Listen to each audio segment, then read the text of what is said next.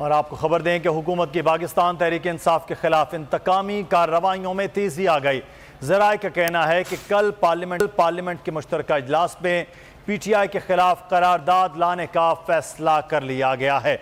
वज़ीर आज़म शहबाज शरीफ की ज़ेर सदारत पार्टी रहनुमाओं के मुशावरती इजलास में सीनियर नायब सदर मुस्लिम नून मरियम नवाज भी शरीक हुई। इस हवाले से मजीद बात करेंगे, फहद चौधरी हमारे नुमाइंदे आते हैं। जी फहद, आगाह कीजिएगा, क्या मामला है?